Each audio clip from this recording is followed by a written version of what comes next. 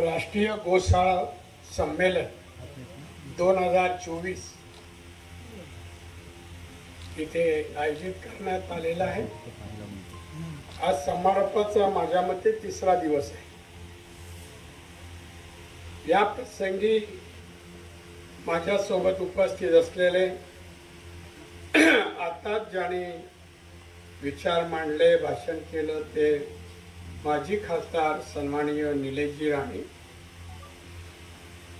या राष्ट्रीय गाय संमेलन चे प्रमुख, त्या गोशाळेचे प्रभू भगवान महाराज कोकरे साहेब, श्रीमती सुरेखा खेराडे माजी नगराध्यक्षा चिपळूण, श्रीयुत किशोर महाराज, श्रीयुत कैलासजी नंदा, श्री शेखर मुंदडा गोसेवा आयोग अध्यक्ष सन्माननीय विजय जगताप, हो चला वाय तिकडे, संदीप कदम गोरक्षक, त्या मंचावर उपस्थित असलेले अन्य मान्यवर, माझ्या समोर बसलेले गोरक्षक, गोसेवक, बंधू भगिनीनो आणि मातानो आणि मित्र आणि पत्रकार बंधू, एक अतिशय चांगला विषय आज आहे आणि तो कोकणात होतोय, म्हणून मी मुद्दाम नागपूरवरून आज इथे भगवान कोकरे महाराजांच्या या कार्यक्रमाला उपस्थित आहे। 1-1.5 महिने फिरतोय, आवाज गेलाय, मध्ये मध्ये गोळा खातोय, पण आवाज गरम पाण्याने सुटतोय। प्रयत्न करतो तुमच्याशी संवाद करायचा। हे जे काही दिसतंय ना चित्र, गोशाळा, 1100 गायी, त्यांचं संगोपन, हा छोटा विषय नाहीये। एक तर कोकरेजी, हे तुम्ही पवित्र काम करता आहात, त्यामुळे तुम्हाला खरंच धन्यवाद द्यावे तेवढे थोडे, अतिशय पवित्र। हिंदू धर्मामध्ये गोरक्षण आणि गोपालन हे अतिशय गोष्टी महत्वाच्या असून की हे काम करणं म्हणजे पवित्र काम करण्याजोगं आहे असला आपला समाज समजतो। आणि मग आपल्या समाजाने आपल्या धर्मामध्ये गायीला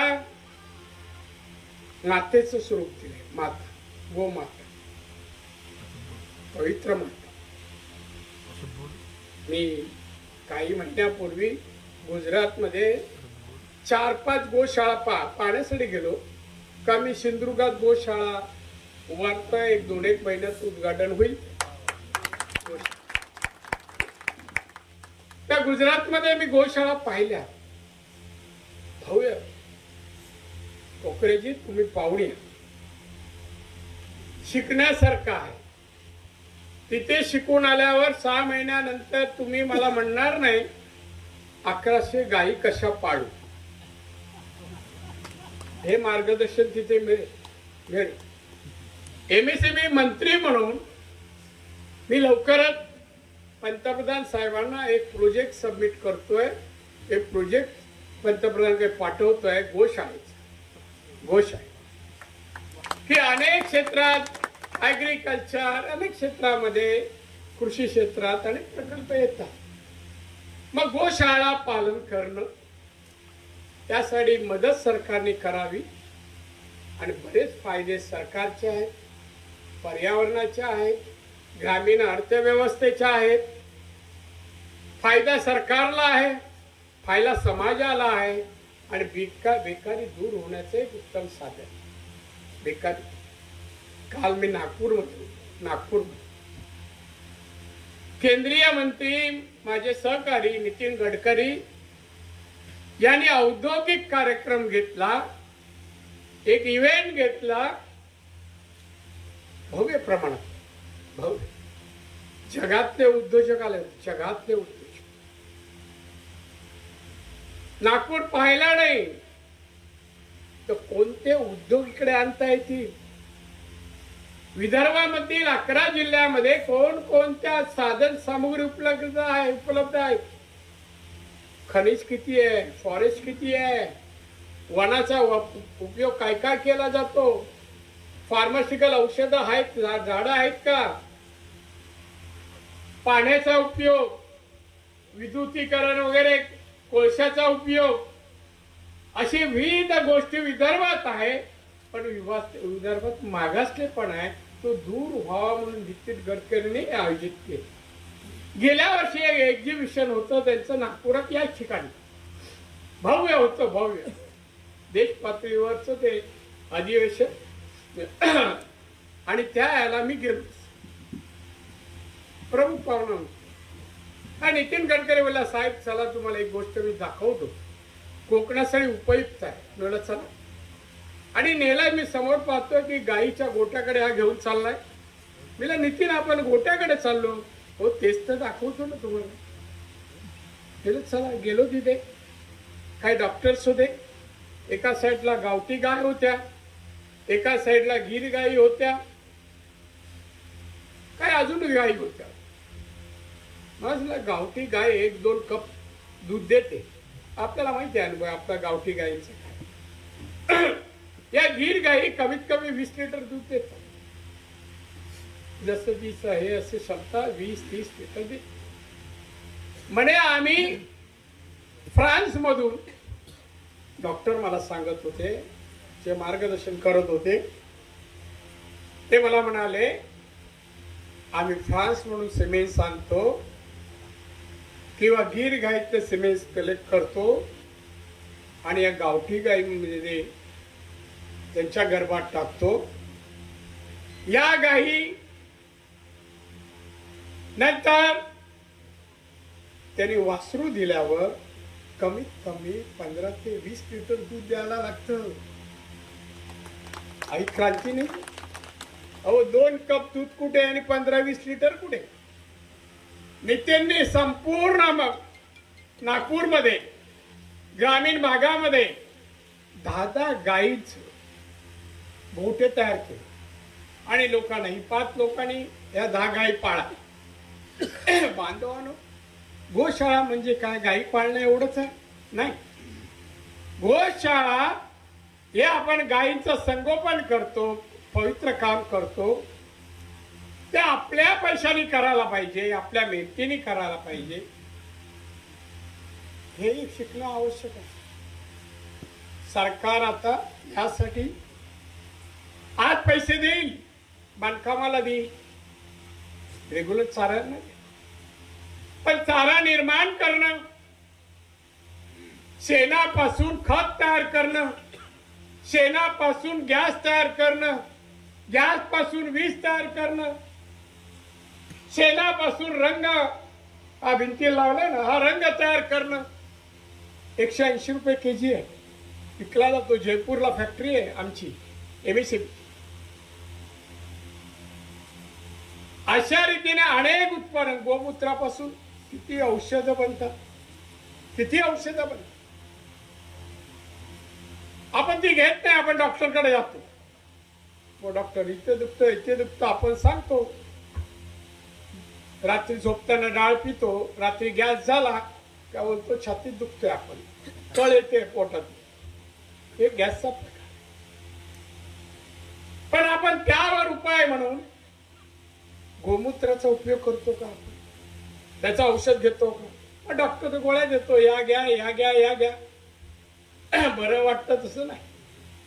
पण गायीपासून, गोमूत्रापासून बनवलेले औषधं किती प्रकारचे आहेत. मी अनेक गुजरातमध्ये आणि राजस्थानमध्ये गोशाळा पाहिला, किती प्रोडक्ट आहेत ते. एअर कंडिशन मध्ये गाय ठेवता, कोकणीची पुढे असे बसा, मला दिसाल वारंवार. एअर कंडिशन, काही फॅन मध्ये, एका गायीच्या डोक्यावर एक फॅन. केवढी गायीची काळजी घेतली जाते.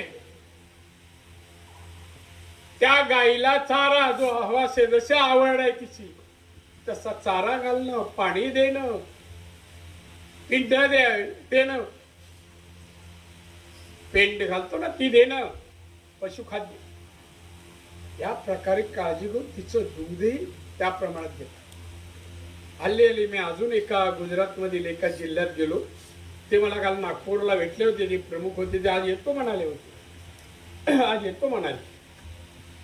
त्यांनी मी गेलो त्यांच्या गोशाळेमध्ये. बाहेर पडताना एक स्टोर आहे. इथे बाहेर पडताना चाराची बंडलं दिसतात. तिथे स्टोर आहे. त्या गोशाळेत बनवलेली औषधं जी जी आहेत ती तिथे विकली जातात.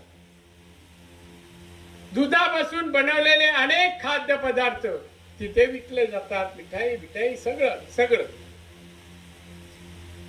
म्हणजे बघा, आपण पाळलेल्या गायींचा खर्च काढायचा असेल तर गायींपासून मिळणाऱ्या दूध, शेण, गोमूत्र यापासून अनेक उत्पादन घेऊ शकतो. गाय ही परोक्ष म्हणजे दुसऱ्यावर अवलंबून नसतात नाही. गाय पाळली म्हणजे तो माणूस सुखी. पूर्वी अशी म्हण होती हो, जे मुली बघायला किंवा मुलगा बघायला जायचे तर पाहायचे आधी गोट्यात किती गायी वासरू आहेत पहिले पाहायचे. म्हणजे कुटुंब सुखी आहे, सबळ आहे. मुली दिली तर ती सुखात राहील हे गुरांवरून गायीवरून ओळखलं जायचं. आता काय पाहून लग्न करतात मला माहित नाही, त्या व्याख्येच्या बाहेर आहे. व्याख्येच्या बाहेर. आणि म्हणून हा ऐतिहासिक आणि जनउपयोगी लोकहिताचा अशी ही सेवा आहे. हा धंदा नाही आहे. आणि सेवा यशस्वी व्हावी म्हणून बाकीचे मी व्यवसाय सांगितले ते कराल. आता कोकरे साहेब म्हणतील मी यांना का बोलवलं. नुसतं काय करायचं सांगतात, काय देणार ते सांगत नाही.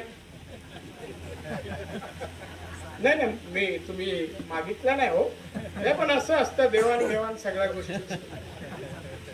बरीच वर्ष आलो मंत्री आहे त्यामुळे ऐकायची सवय आहे मला. आणि अख्खा देश फिरतोय मी. अख्खा देश. या देशातल्या 60 ते 65% देश फिरून झाले. उरलेले 1.5 महिन्यात मला पूर्ण करायचे. आचारसंहिता पूर्ण होईपर्यंत पूर्ण देशातली राज्य फिरली. तिथली भौगोलिक परिस्थिती, तिथली उत्पादन, तिथली लोक. तिरुपतीला गेलो होतो मागच्या तामिळनाडू. तिथे ग्रस्त एक भेटले, माझी खासदार होती. भेटले मला, बोले कहाँ रहते हैं. मैं बोला ये होटल में जा रहा हूँ ताज के. नहीं मेरे इधर रहो. मेरा कहाँ रहते हैं. नहीं ये मेरा सामने घर है, मैं आपके लिए खाली रखा है, आप आइए. तो एवढी विनंती करतो. पूर्वीचा तो महाराष्ट्रात कॉन्ट्रॅक्टर आहे मोठा. ठीक आहे, गेलो त्याच्या घरात राहिलो. खालीवर पूर्ण घर खाली करून दिला. आणि सगळेच सहज विचारला, भाई साहब आप क्या करते हैं, कहाँ से शुरुआत की. तो मला म्हणाला, ऐसा देखो शुरुआत में 30-35 साल के पहला 5,000 रुपए का खर्चा लिया और मैं होलसेल में जाके कपड़ा खरीदी किया और वो बेचने शुरू किया.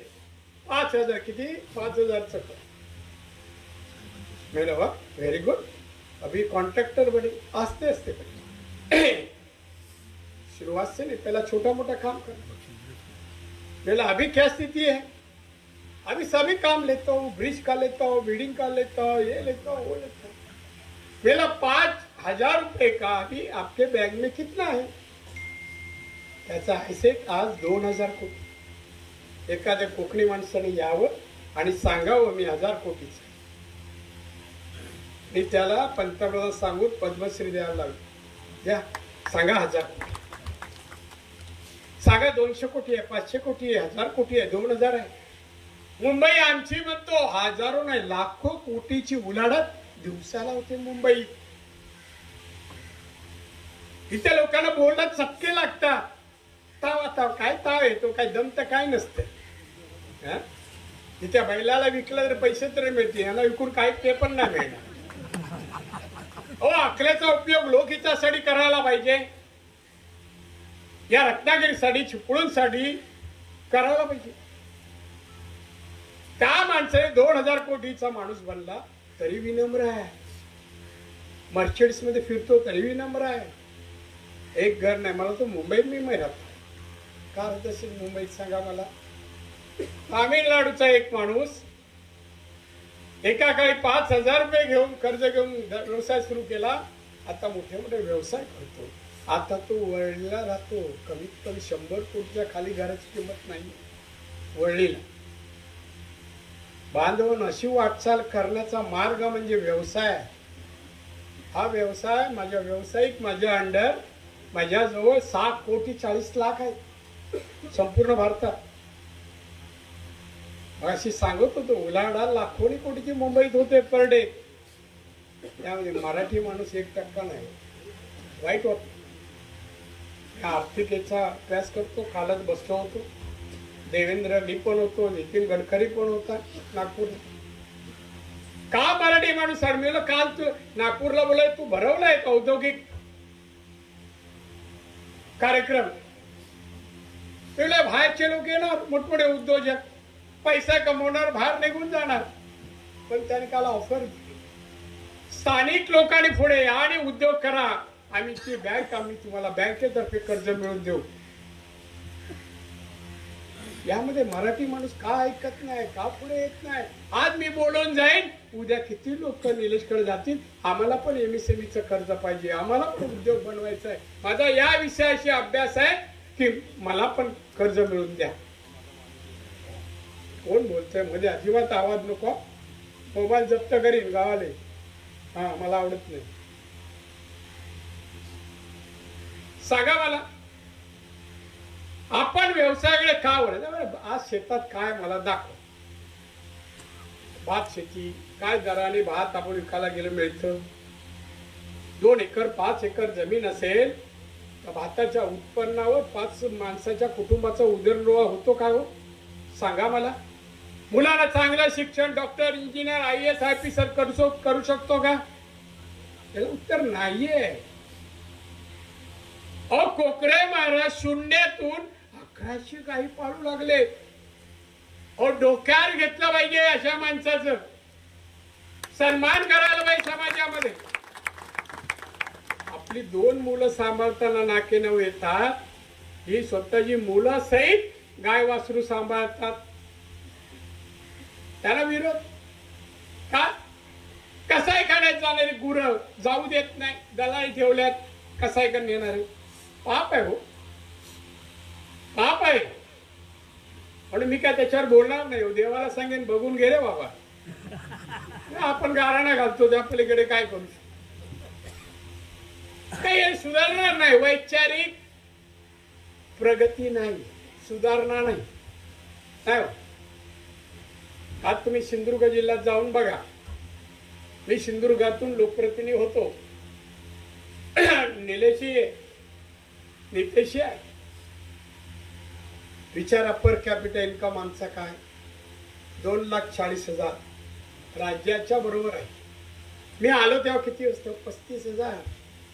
जिल्ह्यात आलो ना मी 2090ला पर कॅपिटल इन्कम दर उत्पन्न 35,000 आणि आज 2,41,000. हे कशाने वाढलं? एकमेकाला शिव्या देऊन वाटतं. महिलांना उद्योग, महिला भवन बघा, महिला उद्योग सुरू केले. तरुणांना 50,000च्या आतली सगळी कामं स्थानिक तरुणांना दिली. प्रत्येक कार्यकर्त्याकडे 4 व्हीलर गाडी आहे सिंधुदुर्गात. प्रत्येक कार्यकर्त्याला लोकसेवा करायची, लोकांना धावपळ करायची, गाडी पाहिजे.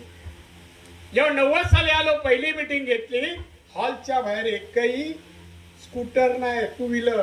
आज 250 गाड्या लागतात सिंधुदुर्गात. ही प्रगती आहे 30-35 वर्षाची. सिंधुदुर्ग बँक महाराष्ट्रात सगळ्यात श्रीमंत बँक आहे, श्रीमंत बँक आहे. तुम्ही मगाशी कोणतरी एकरचा रेट सांगितला, मला वाटतं कोकणे सरांनी.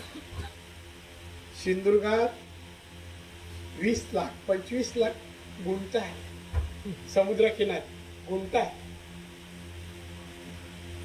तुम्ही जेवढ्या रत्नागिरीमध्ये, तुमच्या चिपळूण तालुक्यामध्ये औद्योगिक प्रगती कराल, पायाभूत सुविधा दर्जेदार द्याल, बाहेर गुंतवणूकदार पण येतील आणि जमिनीचे दरही त्या प्रमाणात वाढतील. आतापर्यंत जे वाढले नाही प्रमाण ते येणाऱ्या ठराविक दिवसात वाढू शकते. बसलं पाहिजे, अभ्यास केला पाहिजे. भाव जमिनीच्या वाढण्यासाठी काय करावं? पायाभूत सुविधा म्हणजे रस्ते, पाणी, वीज, शाळा, आरोग्य, वाचनालय, ज्या 18 नागरी सुविधा आहे ना त्या मिळाल्या पाहिजे. आणि लोकांना संरक्षण चांगलं, पोलिसांचं, कोणाला भीती कोणाची वाटता कामा नये असं वातावरण निर्माण केलं तरच उद्योजक आपल्याकडे येणार हो चिपळूणला. नाही तर म्हणजे इथे काय उद्योग मी लावला तर आमच्या गेटवर शिवाय देणारं काम करतात. जे कोकरे सरांनी मला सांगितलं. त्यामुळे कोकरे सर तुम्ही एक पवित्र काम करता हे मान्य करा. आणि पवित्र काम करताना कोणाला घाबरायचं काम नाही. जसं तुम्ही वारंवार राणे कुटुंबाचं नाव घेता. आता इथे निलेश बोलला, निलेश जे काम करतोय सिंधुदुर्ग, रत्नागिरी, मुंबई, जिथे महाराष्ट्र ते काम पाहतो. निलेशची कामाची पद्धत मला माहिती आहे. तो जे बोलतो तसं वागतो, तसं करतो. आणि निलेश बद्दल मला अतिशय अभिमान वाटतो. मुलगा असावा तर निलेश सारखा. आमच्या घरात खास ठीक आहे. आणि एवढा कडक वातावरणात वाढलेला आहे. आमच्याकडे मोकळीक नाही. आमच्याकडे 10 नंतर घराबाहेर नाही. आमच्याकडे 9 वाजता सगळे एकत्र जेवायला पाहिजे म्हणजे पाहिजे. मुंबईत असल्यावर बरेच हे कंडिशन आहे. आम्ही फुल टाइम सोशल वर्कर नाही. आम्ही आमचा व्यवसाय सांभाळून सगळं करतो. सगळ्या प्रकारचे व्यवसाय आम्ही करतो. कधीतरी या मी किती व्यवसाय करतो. आता गोशाळा नवीन येते आहे आणि त्या गोशाळेच्या बाजूला गोट फार्मिंग आहे, त्याच्या बाजूला पोएट्री आहे आणि बाकीची उत्पादन मी सांगितलं ना, गॅस बनवणं, खत बनवणं, कलर व रंग बनवणं, हे सगळं एकाच जागी 25 एकरमध्ये होणं. 25 एकर लोकांना पाहायला मिळालं. साहेब तुम्ही पण सजेशन करा. तुम्ही आयोगाचे प्रमुख माझ्याजवळ या एक दिवशी. सरकारहून कामं कशी करून घ्यायची ना ही स्किल माझ्याकडून घ्या. तर होतील, नाही तर नामधारी असू नये. मी बघा प्रत्येक पदाला गेल्या 35 वर्षात जे पद मिळालं मी न्याय मिळवून दिला. आजही लोक नाव काढतात. हे डेअरी माझ्याकडे होतो. मी राज्य सरकारचं आणि महानंदाचं दूध 7 लाखाहून 14 लाख सेल केला. आता 6 लाख झालाय. आता विकायला काढले एनडीबीला. सांगा मी 7 लाखाहून 14 लाखापर्यंत. मी कोकणातली 350 बुलेट महानंदात ठेवली. 350. तेव्हा मला बाळासाहेबांनी बोलून, हे बाबा तू काय करतोय? का आलं तू सगळी मुलं तुझ्या कोकणातले ठेवतो? साहेब निवडून दिलं लोकांनी म्हणून मी त्यालाच भरणार. अरे पण दुसरी मुलं नाही, महानंदात नाही, दुसरीकडे सांगा मी प्रयत्न करेन. पण महानंदात फक्त कोकणी माणसाचाच हक्क. एवढं कोण कधी बोलतं का? पण मी स्पष्ट आणि म्हणून कोकणेजी तुम्ही ज्या काही प्रश्न आहेत जमिनीचे, मी येताना निलेशने मला सांगितले MIDCची जमीन आहे. ठीक आहे, तुम्ही संसार मांडलाय आणि संसार करत असताना मुलं बाळ संख्या फार वाढली आहे. संगोपन करणे तुमची जबाबदारी आहे. त्या तुम्हाला मदत करणं हिंदू धर्मातील एक आपण म्हणतो मदत करावी. चांगल्या कामाला काम करणं ते मदत करायचा आणि प्रयत्न. ती असा प्रयत्न आहे तुमची ही जागा तुमच्या नावावर रेग्युलाइज कशी करते. तुम्ही यावर भाष्य करू नका. तुम्ही बाहेर भाष्य करू नका. मी सांगेन तेव्हा निलेशचा निरोप दिला की तुम्ही मुंबईत या, तुमच्याकडून अर्ज लिहून घेईन आणि मग पुढचं जे करायचं ते मी करेन. ज्या वेळेला ऑर्डर तयार होईल तुम्हाला सांगेल जा आणि ऑर्डर घ्या. तर याला काय नियम आहे, अमुक आहे. मी सिंधुदुर्गात एक ट्रेनिंग सेंटर सुरू करतो, तुमच्या रत्नागिरीला पण देणार आहे. ट्रेनिंग सेंटर, 200 कोटीचा ट्रेनिंग सेंटर, आधुनिक यंत्रसामुग्रीचं प्रशिक्षण देणारा ट्रेनिंग सेंटर, आधुनिक. खरे असे होणं आवश्यक आहे.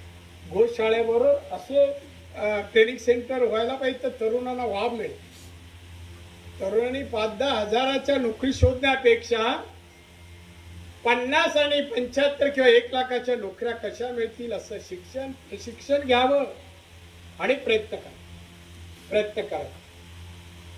आणि ते शिक्षण तिथे सुरू होईल. आता बिल्डिंगचं काम आहे, 10-12 बिल्डिंग आहेत, एक नाही आहे. वेगवेगळ्या ट्रेनिंग वेगवेगळ्या ठिकाणी. एवढंच काय, मी अजून सिंधुदुर्गात एक सुरू करतोय. इथे तरुणींना एक महिला आहेत. सध्या एक महिलांमध्ये एक व्यवसाय फार जोरात चालतो. चेला, मेकअप, सगळं जे काय ते काय चालतं, यात काही चुकीचं नाही. ब्युटी पार्लर व्यवसाय मी दिल्लीला अनेक ब्युटी पार्लर पाहिले. ते माझ्या डिपार्टमेंटच्या अंडर पाहिले. किती माळायचे? 1+2 3 माळायचे ब्युटी पार्लर. त्या बाजूला एक ट्रेनिंग सेंटर. या सगळ्याचं प्रशिक्षण देणारं ट्रेनिंग सेंटर तिथे आहे. शेकडोनी मुलं ॲट अ टाइम एका वेळेला शिकतात. मुलींचं हे वेगळं आहे, मुलांचं वेगळं आहे. सगळ्या प्रकारचं मसाज पासून चेहऱ्याचं सगळ्या गोष्टी ज्या करतात, त्या केसाच्या सगळ्या गोष्टीचं प्रशिक्षण देणारं जसे आहे ते एक सेंटर मी सिंधुदुर्गात आमच्या हॉस्पिटलच्या आवारात आणतोय. जे होईल त्या तुम्हाला पाहायला मिळेल. महिला पुरुषांना पण आहे स्कोप, असं नाही शिकायला. तर मी अड घालणार आहे तिथे. पाहायला याल, एकदा तरी आतमध्ये जाऊन पहा आणि खुर्चीवर बसा, बिल द्या आणि बाहेर. हे विनोद आहे. नाहीतर आमचे चॅनलवाले वाटत बघतील, हो साहेब बोलले पैसे द्या आणि जा. असं नाही. पण असं नाहीये कोकणात. आज आमच्या मुली शिकून पण घरात आहेत. B.Ed झालेल्या सिंधुदुर्गात 7,000 मुली 9 वर्ष आली बेकार आहेत. अजून किती बेकार राहायचं? मी परवा मुख्यमंत्र्यांना बोललो, तुम्ही तात्पुरत्या तरी सामावून घ्या. आता ते चालू झाले बरं. पण बांधवानं अशा मुलींच्या हातात जर कला असेल तर कुठेही जॉब मिळेल. ब्युटी पार्लर मिळेल, स्वतःचा पार्लर करू शकतो. आम्ही अनेक परदेशात जातो. मी सिंगापूर पाहिलं, बँकॉक आम्ही पाहिलं. बँकॉक पुढे आला अर्थव्यवस्थेत ते याच व्यवसायामुळे या काय म्हणतात डोपर ना, त्याच्या खालच्या भागाचं मसाज करायला $300. मॅडम ₹1 किती झाले? अमेरिकन $300 $3,000 घेतात. तासाभरात होतात पाय. किती दाबून आणि स्वच्छ करणार तासाभरात. पण $3,000 घेतात. आणि आम्ही तिकडे गेलो का कोण बघत नाही ना, खिसे विसे अवघत पाकिट बिकीट काढून लोकांनी पाहायला पाहिजे ना. अरे 3,000 काय झटकत. पण ते 3,000 कमवले, आम्ही 3,000 गमवले चा विचार. चला, जे मुंबई आहेत ना आमचे तरुण प्रौढ सिनियर सिटीजनना आराम द्या. गोशाळेत येऊन थंड बसू द्या.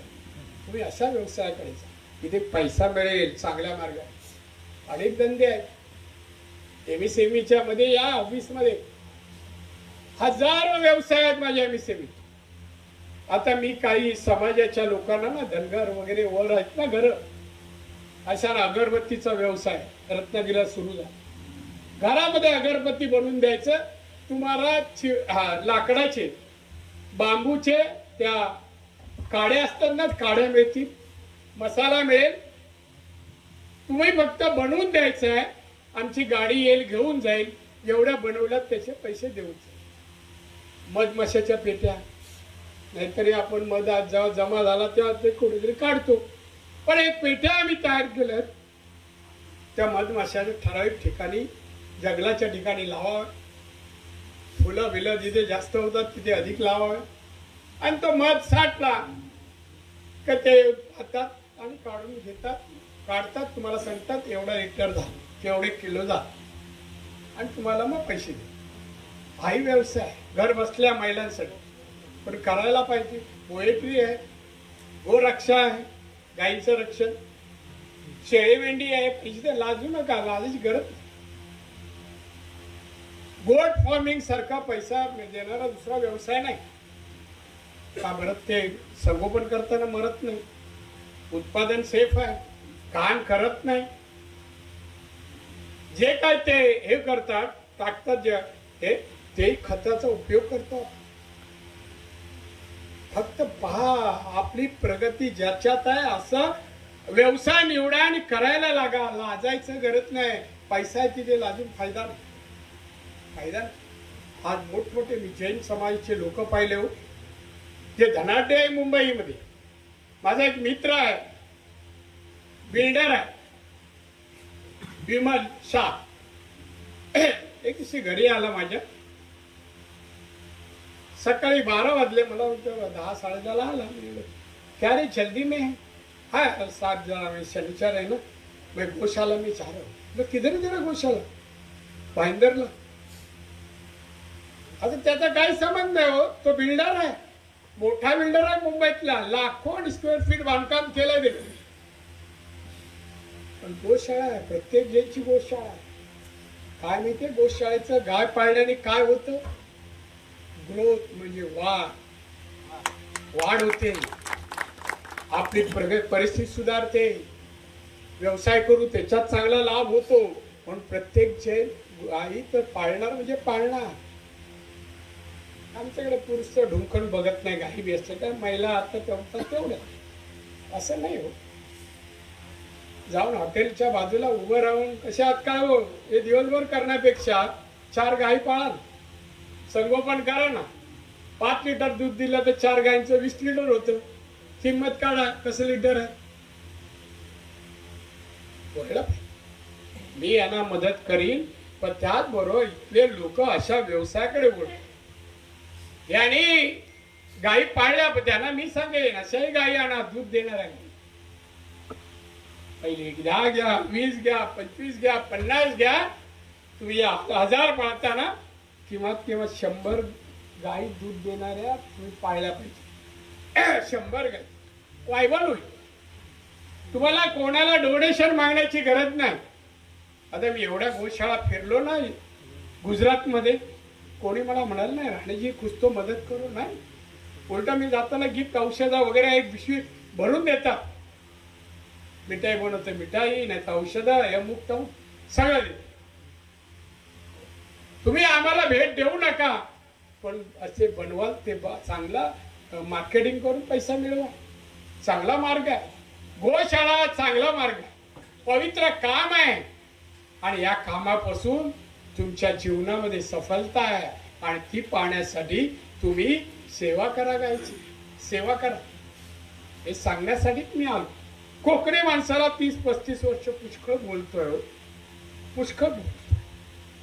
परिणाम किती टक्के आला माहिती? सिंधुदुर्गात तरी आला. महिला काम करतायत, वेगवेगळे पदार्थ बनवतायत. कधी आमचे एक्झिबिशन असतात, तुम्ही मुद्दाम या महिला बघा काय काय काय नाही बनवत तिथल्या महिला. एवढे रोजगार ते काम करतायत. काजू पासून, आंब्यापासून, जांभळापासून, करवंदा, किती प्रकारची लोणची आणि जाम आहे. जरा बघा आमच्या जिल्ह्यात अर्थव्यवस्था, बघा जिल्ह्याची अर्थव्यवस्था. तुम्हाला नाही वाटत? इथल्या पत्रकार बांधवांना माझं सांगणं आहे, हे विषय प्रबोधन करा, लोकांपर्यंत जाऊ. 25 लोक असू, 10 लोक असू द्या, बोला. तुम्ही ऐकला तेवढं बोला. अरे बाबांनो हे पण करा, काय पत्रकारांनी करावं या मताचं आहे. माने मुंबईत असताना अनेक पत्रकार मी मंत्री होतो महाराष्ट्रात, व्यावसायिक बनवले सांगून तू हे कर. एक मित्र आमचा मालवणचा हाय रे, आता चव्हाण मालवणचा चव्हाण पत्रकार, तो मुंबईला होता, रिटायर आला. मी बोललो पोएट्री टाक. राजन चव्हाण, त्याने पोएट्री टाक, चांगलीच चांगली. असा व्यवसाय करायला काही नाही. नेमका नोकरी मिळाली, मग एक नोकरी मिळाली, लग्न होईल, मुलं होतील, कल्याण असं नाही. याने कल्याण होत नाही. ती मुलं चांगली शिकावी, वाढावी, दर्जेदार त्यांना त्यांच्या पात्र नोकरी मिळावी, या त्यांनी व्यवसाय करावा असं जर वाटत असेल तर तसे मुलं घडवण्यासाठी प्रयत्न करा, संकल्प करा आणि तो संकल्प पूर्ण करण्याचा पाठलाग करा असं तुम्हाला सर्वांना मला सांगावं असं वाटतं.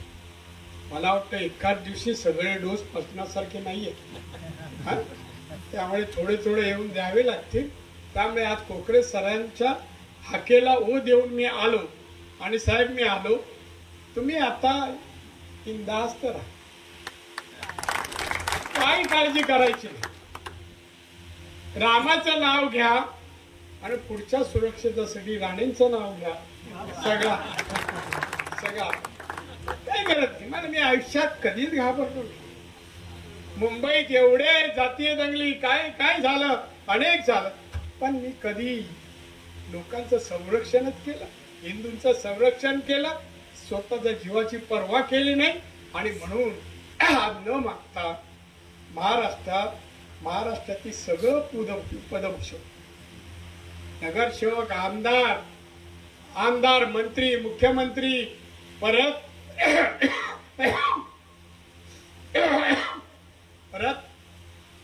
विरोधी पक्ष नेता, परत आमदार, खासदार आणि केंद्रीय 10 पदे कोणाच्या नशिबात नाही.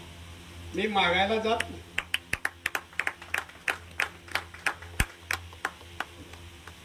अशी कोकणी माणसं, एक नारायण राणे, एक निलेश निपटून चालणार नाही.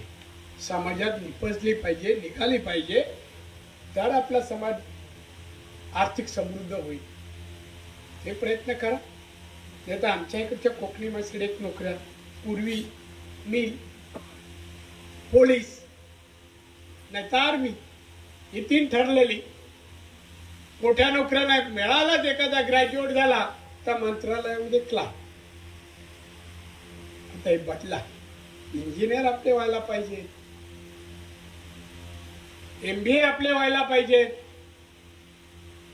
सायंटिस्ट होऊ दे, IAS होऊ द्या, IPS होऊ द्या, मोठ्या हुद्द्याच्या नोकरीवर जाऊ. एकदा मी काही महिन्यापूर्वी रेल्वेने कोकणात येत होतो म्हणून ब्रिटिश स्टेशनला आलो. मी गाडीतून उतरलो बाहेर, त्यावेळी एवढ्यात एक महिला अधिकारी पोलीसची येऊन मला सल्यूट मारला. नमस्कार, थँक्यू व्हेरी मच. कोण आपण? तर तिने नाव सांगितलं. साहेब मी तुमच्या जिल्ह्यातले, मी वेकुर्लाची. मी आत्ताच IPS होऊन मला पोलीस खात्यामध्ये मला पोस्टिंग ब्रिटिश स्टेशन मिळालं. आज मला वापस मेसेज मिळाला की आपण ट्रेनला येताय, आपल्याला सल्यूट मारावा म्हणून मी आले. मला आनंद आहे. माझ्या जिल्ह्यात IPS आली, उद्या कमिशनरी होईल, अशी पदवा मिळावा कोकणी माणसांनी, मुलांनी, मुलींनी मिळवावं, त्यासाठी प्रयत्न. छोटी मोठी नोकरी काय होत नाही. कोकरे महाराज त्या अनेक अडचणीवर मात करते, चालवते. मला अजून बाकी काही ज्या संबंधीची हे असेल प्रश्न आहेत, एक दिवशी या चर्चा करा. सरकारची पण योजना गोशाळेची येते, त्यामुळे बरेचशी सबसिडी, कर्ज उपलब्ध आहे. तुम्हाला जर पुढे जायचं असेल, याच्यातही सुधारणा करायची असेल तर कर्जही मिळू शकते. आणि अशी योजना आम्ही आणतो. ज्याला ज्याला करायचं आहे त्यांनी पुढे यावं आणि व्यवसाय करावा. त्यासाठी मी MSCBचा मंत्री म्हणून मी तुमच्या सेवेला तयार आहे. माझी तयारी आहे बोलण्याची. घसा साथ देत नाही. रोज 4-5 सभा होते. गोळा खायचे आणि भाषण करायचं आणि गरम पाणी प्यायचं. असं आज तुम्हाला सर्वांना भेटून अतिशय समाधान, आनंद वाटला. तसं मी रत्नागिरीला दिवसाने आलो, महिन्याने आलो. आणि म्हणून मी रामेश्वराला प्रार्थना करतो. आमच्या कोकणे सरांना ज्याने हाक मारून मला बोलवलं, एवढा 1 नाही 2 नाही 1100 गायींचं दर्शन घडतं. त्याबद्दल आपल्याला धन्यवाद। आणि आपल्या सर्वांनी त्या माझ्या कार्यक्रमाला उपस्थित राहिलात, कार्यक्रमाची शोभा वाढवली, म्हणून आपल्याला दीर्घ आयुष्य आणि उत्तम आरोग्य पत्रकार सहित सगळ्यांना परमेश्वराने द्यावं ही माझी प्रार्थना। जय जय।